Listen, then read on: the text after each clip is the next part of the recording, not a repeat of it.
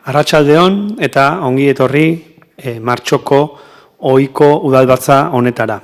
Udalbatzarekin hasi baino lehen, aipatu nahiko nuke, gaur gurekin, gure artean, Isabel Fuentes kontu hartzaile berria daukagula, eta alde batetik, sorterik onena opa nahi diot bere ibilbide berrian, eta bestetik, aipamen bat egin nahiko nuke, azken urte luzeetan, Andoain udaleko kontu hartzaile izan den Miriam Lizasori eskertza eta aitortza eginaz bere ibilbideari eta Andoaingo herriaren alde egin duen lan guztiari.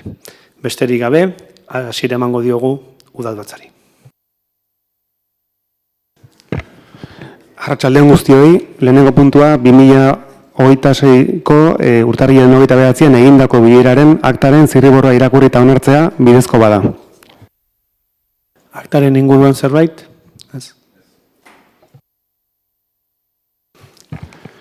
Bigarren puntua, onartzea behin betiko izaeraz, Andoaingo kale nagusia 22-24 hirigunerako xehetasun azterketaren testu bat egina. Andoaingo hiri antolamenduko plan orokorraren testu bat egineko alde zaharra bat EA-ko 1.8 eta AD 1.9. Bai, arratsaldeon. Hemen ekartzen duguna lehen urtetik datorren gai bada. Hasiera baten eskatu zen kale nagusiko 22 eta 24 zenbaki hontan eraikina zeudenak eraitsi eta 6 etxe bizitza eta merkataritza lokal bat egiteko lizentzia.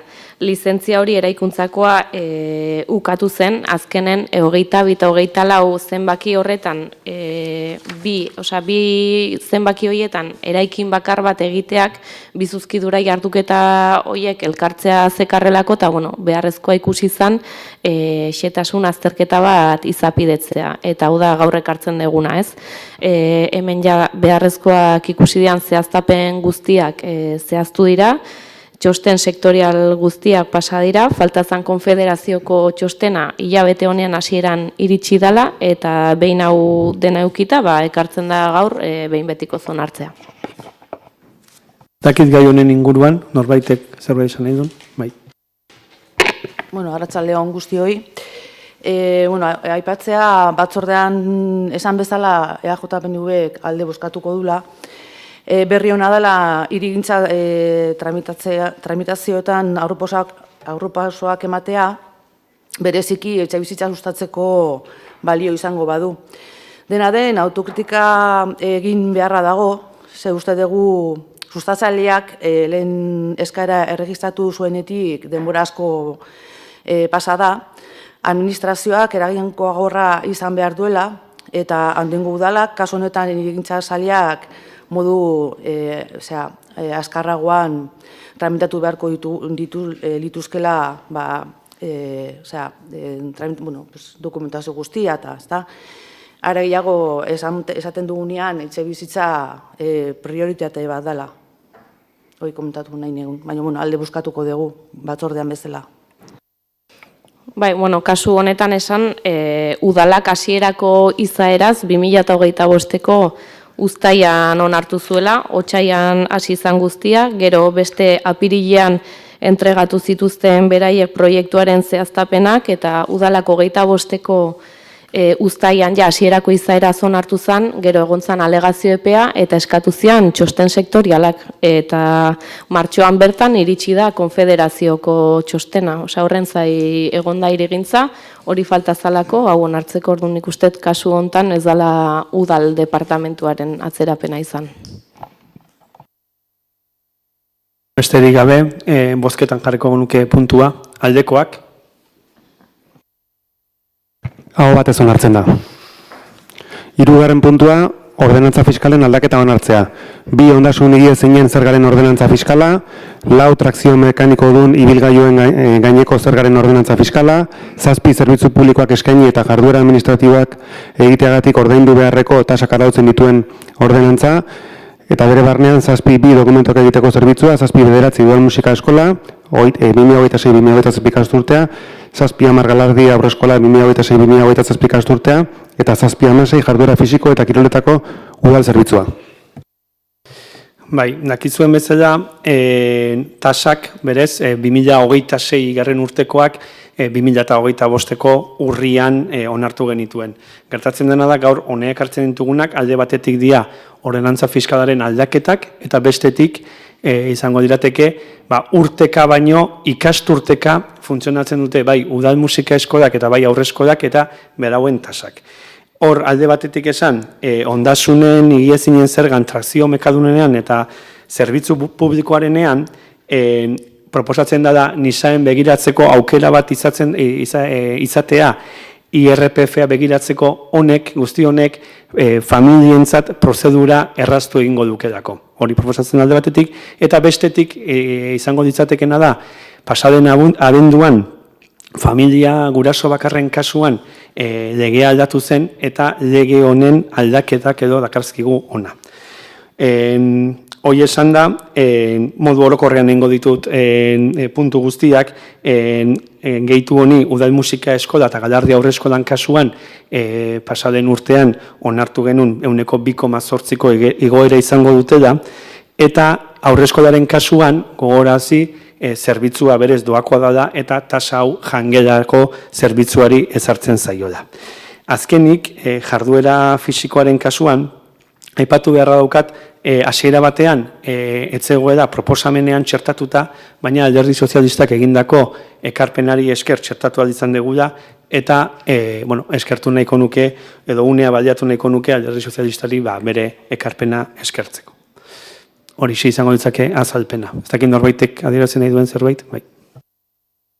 Bai, kaixo, arratsaldeon eta ongi etorri, Isabel. Por parte del Grupo Municipal Socialista vamos a apoyar. La subida es coherente con lo que aprobamos en octubre y además se ha tenido en cuenta nuestra aportación, así que por lo tanto votaremos a favor.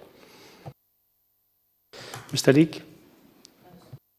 Batzordean esan bezala gu abstenitu egingo gehala, baizerik gabe. Gaia orduan bozketan jarriko dugu. Aldekoak? Abstentzioak? Gehiengoz onartzen da. Kontrol zatia, laugarren puntua, ebazpenen berri ematea, zehazki bat 2026 zenbaki duenetik 673 2026 zenbaki duenera, eta tokiko gobernu batzarrak hartutako erabakien berri ematea, zehazki 7 2026 garren atlatik, 8 2026 aktara. Ez dakit hemen, norbaitek?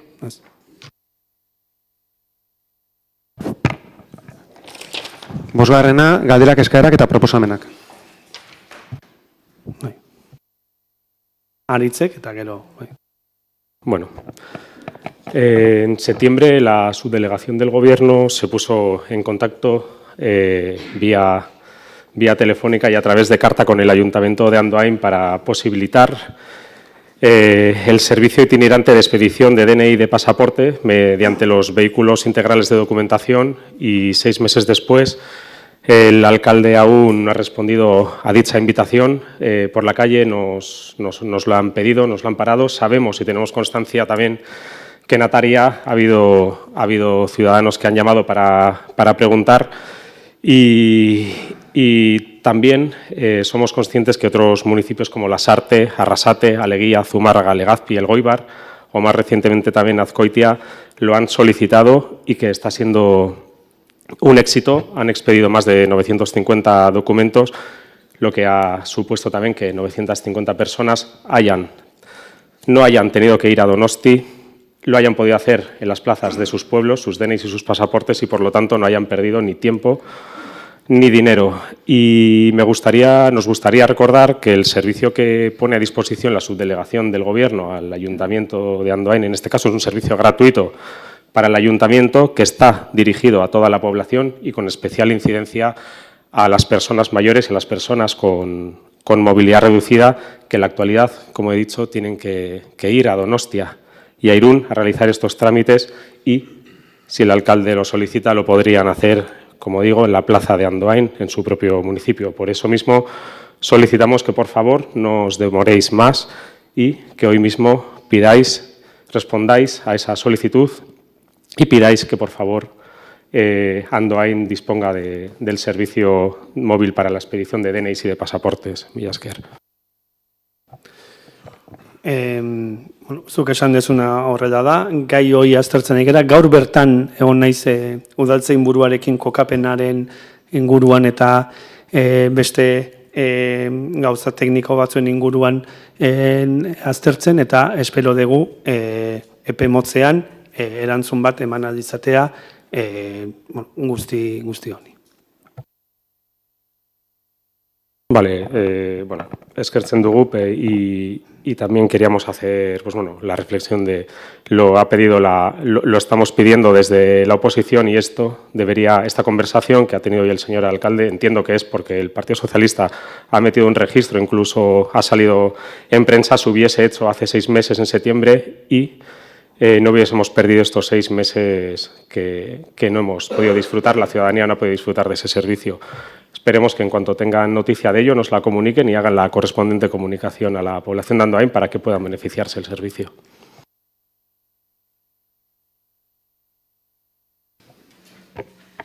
Bueno, aurreko plenoan udal registroan ingenuen zabalgunea Menaberri buruzko nahi genulako batzorde espezifikoki egitea.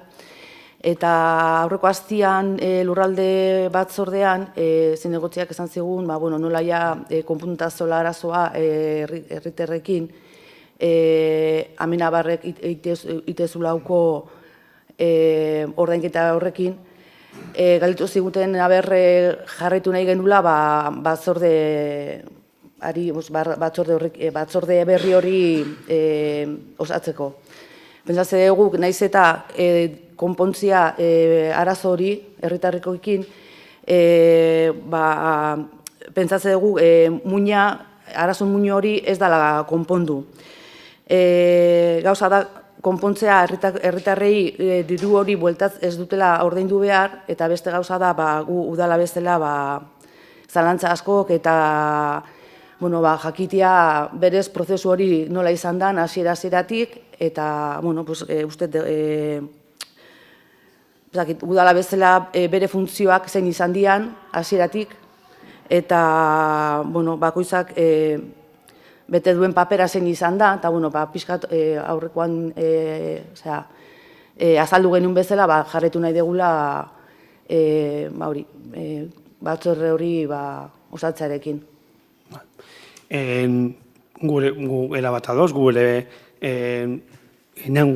arazorik ez daukagu eta gainera prest gaude hori jatorriraino junda, 2004raino junda argitzeko eta ikertzeko. Guk 3 urte hauetan eman diren pauso guztiei buruz ez daukagu inongo eragozpenik emateko eta muinera joateko eragozpenik ez. Bai esan nahi duguna da, guretzako orain lehentasuna da pertsona kaltetu horiei dirua itzultzea. Esan beharra daukagu, epaitegitik gauzak ez direla oso erraz jartzen ari, nolabait esan zerrenda pasatzeguten hasiera batean eskanedotako horri batean, eskuz pikatzen aritu dira gure teknikariak eta gero kontu korronterik ez digu bidali. Orduan, horrek eskatzen duna da sekudako lana ogasun sailean. Bihar goizean, goizeko 9etan daukagu departamentuko bilera eta nahiko genuke bilera hortatik komunikazio bat ateratzea bizilagunei eta zuekin ere harremanetan jarriko gara ikusteko nola izango dan diru itzulketa horren prozedura. Eta behin hori eginda, behin diru hori itzulita eta baita ere hor argitu beharra dago zekan hau ez da diru itzulketarekin amaitzen erregistro da propietateen edo azaldu beharko dukete etxe jabe hauek kargari gabe. Orduan, udalak ulertzen dugu lagundu behar diela prozedura hortan ere. Hau da, ez soilik dirua itzuli, baizik eta etxeetako kargan, registro de propietateen lagundu behar diela hori kentzen, karga hori kentzen, ez? Hau esan da, guk hemen gertatu den inguruan eman beharreko azalpenak emateko egon daitezken galderak erantzuteko, guk 3 urte hauetako galderak erantzute bazkagu, aurreko 4 urtetako galderak beste batzuk erantzun beharko dituzte, guk presutasun osoa daukagu, baina esan bezala lehentasuna guretzat, orain da, herritarrei diru itzultzea eta hortan jarriko da. Hoi bukatzen danean, espero dago aste gutxiren buruan, beste batzorde berezi horrekin edo abiatzen. Gu erabat ados gaude, lehentasuna dula hori herritarren arazo hori, ez, konpuntzia. Baina bai nahi dugula osatzia batzorde hori. Con respecto a este tema, desde el Grupo Municipal Socialista, a repetir también en el Pleno lo que hemos trasladado tanto en la Comisión de Urbanismo como por registro. Que por favor se siga informando y se informe, se tenga informada la ciudadanía con todos los pasos día a día y con cada novedad que haya con este caso, porque dentro del malestar lógico y normal que hay, la gente se está haciendo preguntas cuándo se les va a devolver, cómo se les va a devolver, y creo que ahí sí que se puede hacer un mayor esfuerzo comunicativo, sobre todo en esta fase en la que a la ciudadanía no le está llegando. Y por otro lado, nosotros desde el Grupo Municipal Socialista igualmente no tenemos ningún problema en que se celebre esa comisión especial, incluso lo compartimos. Y como hemos pedido por registro, sí que nos gustaría que se invitase a los diferentes actores que han participado en todo este proceso, concretamente para que respondan a todas las preguntas, nos den todos los datos y toda la información que falta, y concretamente nos referimos al equipo jurídico que ha defendido los intereses del ayuntamiento, a la plataforma vecinal que se ha formado y también a los servicios jurídicos de Amenábar, para que expliquen por qué una semana antes de renunciar al cobro estaban insistentemente pidiendo que la ciudadanía sí o sí lo pagase, y creemos que es importante que ellos nos expliquen en esa comisión qué es lo que ha pasado para que haya ocurrido ese cambio de criterio, y que los diferentes partidos que estamos aquí representados y también la ciudadanía tenga la oportunidad de poder preguntarle a ellos y al resto de personas que estemos allí presentes. Nik uste bat egiten dugu da prozedurarekin, hau da, orain lehentasuna herritarrei dirua itzultzea da. Horretarako, askotan esaten da informatzea, baina informatzeko ere eduki behar dituzu datuak. Eta, esan dizuetan bezala, epaitegiak, eta idazkariak berak esan dezake, epaitegia ez da errazten lan hori, eta komunikatua izateko jakin behar duguna da, zenbatek egin duten, zerrenda eduki, zerrenda hortatikan gero, gauza, prozedura guzti hori, ez? Orduan, bihar barne bilera hori departamentuarekin egin ostean, helburua litzateke zuekin harremanetan jartzea emango diren urratsak adierazteko, eta hori bera komunikatzea herritarrei. Behin hau igarota, egingo dugu batzorde hori, gonbidatuko ditugu herritarrak, gonbidatuko ditugu denbora guzti hauetan erantzunkizuna izan duten alkate, zinegotzi eta behar dan jende guztia gonbidatuko dugu, eta eman beharko dituzte diren azalpenak. Gure aldetik, inongo arazorik ez, eta guk 3 urte hauetan egin degunaren berri emateko guztia guzti, gaina nahi dugu eman honen berri. Zakit besteri badagoen? Ez? Amaitutzat emango genuke... bai, barkatu. Sí. Únicamente comunicarle que esta sesión se está retransmitiendo vía streaming y que si no indica lo contrario se entiende que presta su consentimiento al tratamiento de su imagen y voz.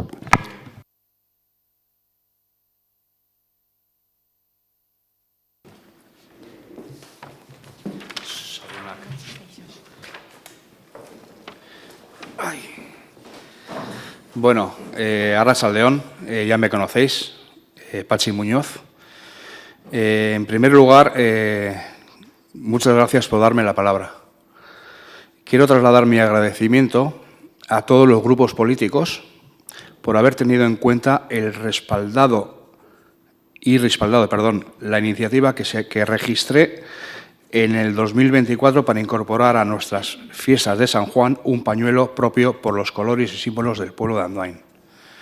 Un elemento que permitirá que las andoaindarras y los andoaindarras lo luzcan con orgullo durante nuestras fiestas patronales, como ya hacemos en las fiestas de cada barrio.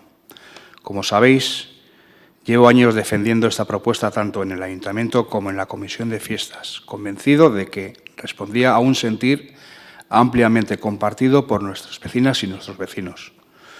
Por eso es para mí una gran satisfacción y también una alegría personal comprobar que este año esta iniciativa parece ser que va a convertirse en una realidad, ya era hora. He querido intervenir para que conste en acta mi agradecimiento por haber impulsado este pañuelo como un nuevo símbolo festivo de Andoain. Eskerrik asko, muchas gracias. Gora Andoain eta gora San Juan. Bueno, eskerrik asko, Patxi, gure udal gobernuaren izenean, eta ulertzen dut hemen gauden zinegotzi guztien izenean, proposamen hori egiteagatik. Askotan, herritarren proposamenak guztiak... Tengo que ir a por el móvil porque no te entiendo nada. Lo siento, ¿eh? Lasai, lasai.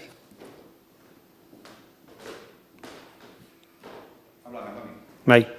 Bueno, esaten nizun, eskerrik asko zuri, Patxi, egindako ekarpenagatik, eta askotan herritarren proposamen guztiak ez dira aurrera ateratzen, baina zure kasuan, erakutsi da, herritarren proposamen bat alderdi guztien babesarekin aurrera atera daiteke da.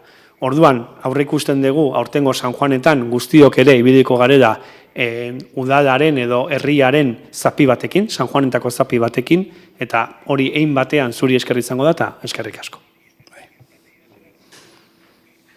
Bueno, por el cariño personal y la cercanía que tengo contigo, en nombre del Grupo Municipal Socialista, también agradecértelo, el que la sigue, la consigue, y tú, si algo has hecho, ha sido insistir, insistir, insistir. No sé cuántas llamadas tuyas tengo sobre este tema y darte las gracias. Sé que estamos en marzo todavía, pero bueno, siempre es buen momento para decir Gora San Juan. Eskerrik asko.